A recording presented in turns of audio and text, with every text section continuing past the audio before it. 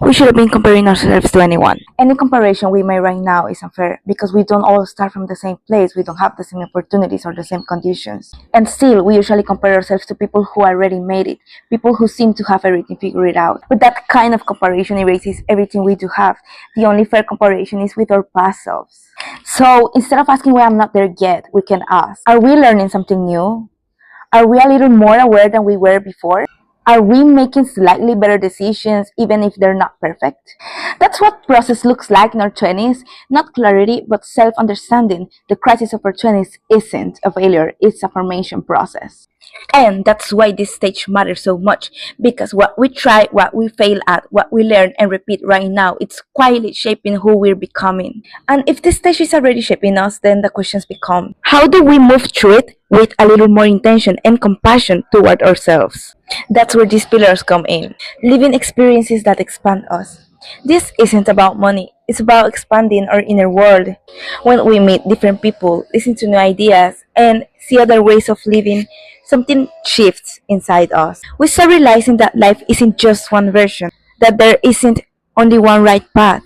The bigger our world becomes, the more options we start seeing for ourselves. And that is essential in our 20s because a lot of the anxiety we feel doesn't come from not knowing what we want. It comes from feeling that there's only one option and we're not reaching it. Building habits that create other habits. Reading, moving our bodies, taking a bit more care of ourselves, sleep well when we can. Not because we'll do it perfectly, but because one good habit often pulls other positive behaviors with it.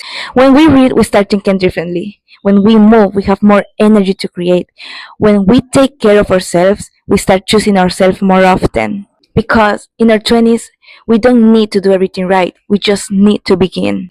Working on our emotional intelligence. Almost no one teaches us this, but it shapes our future more than any title ever will. How do you react when things don't go as planned?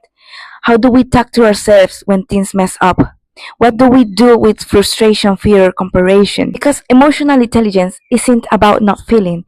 It's about not breaking ourselves every time we do. The way we treat ourselves in difficult moments ends up shaping the kind of life we build. Taking risks now. Our 20s are the time to experiment, to fail, to adjust, to get things wrong while we still have room to start again. We don't get through our 20s by having everything figured out. We get through them by building slowly, by expanding our world, by creating habits that supports us, by learning how to regulate what we feel, and by choosing to try even when fear is present. Because we're not behind, we're becoming.